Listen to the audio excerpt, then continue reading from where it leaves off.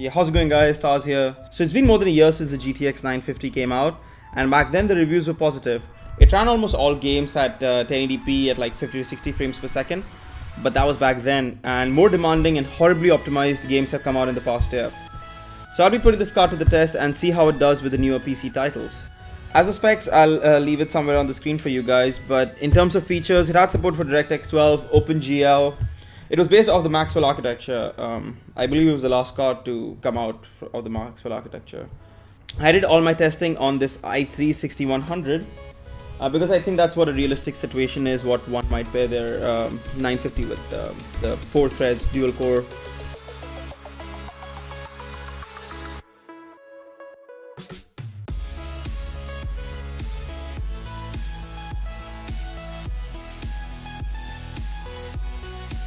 First game I tested was Assassin's Creed Syndicate, and keeping the settings in medium to high, it did quite alright. At 1440p, I was getting an average frame rate of 33 FPS with dips down below to like 21.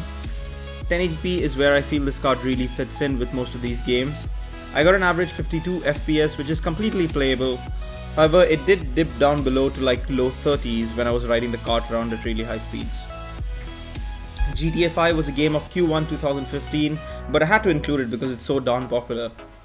The 950 can hold its own on both resolutions. However, since it's just rolling with 2 gigs of VRAM, you can't really get the best textures out of it, but a little tweaking here and there in the settings and you'd be alright.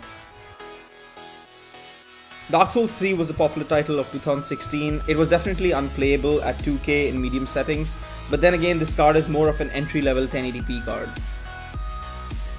The next game I tested was Doom, which generally favors AMD cards.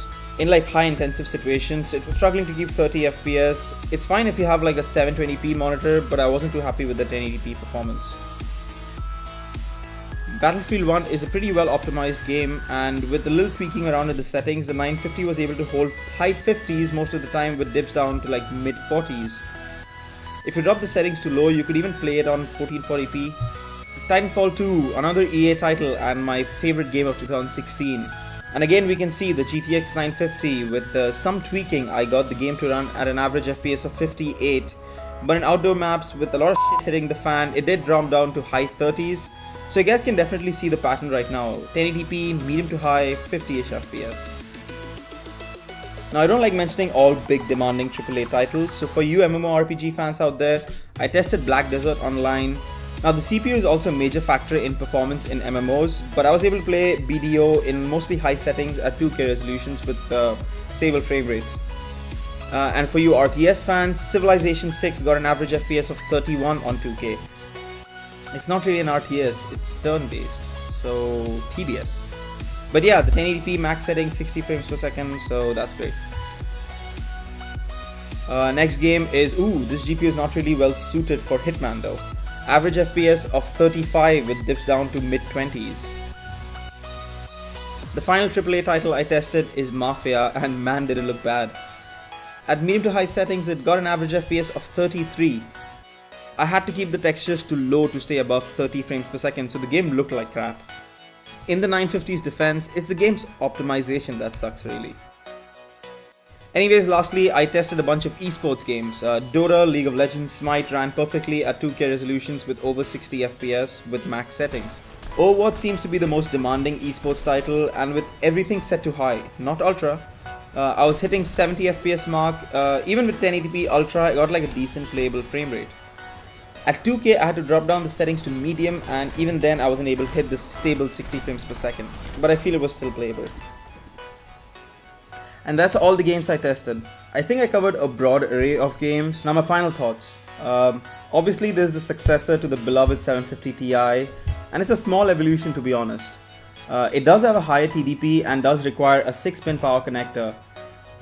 What I really like about these entry-level graphic cards is that they are plug and play. You have a desk PC in your office, just throw this in and you can enjoy some quality games. But the fact that it has a high TDP and require a 6-pin power connector kind of diminishes that. If you want something like that, maybe you have an old pre-built PC from Best Buy, then maybe you should go with something like this, the GTX 1050. Now obviously this is the successor to the 950. It has a 60 watt TDP, no 6-pin connector, and it's based off the newer Pascal architecture, so it's more efficient and all. It's an interesting card, this one. I don't think you would buy it to max out all the games at 1080p as you've seen, and if you're rolling with a 720p monitor, I think it's a little bit of an overkill, but if the price is right, why not? Where I feel this card really fits in is with your esports titles. I believe it was the first card to have Nvidia's latency optimization technology. If you guys don't know what it is, I'll leave a link in the description below explaining it.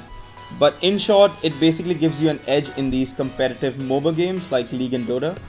This technology was later added to Nvidia's other graphic cards through updates. I believe the 1050 also has it, but nonetheless the 950 was the first card to come with it. However, there's one thing that the 950 has that the 1050 doesn't, is support for two-way SLI.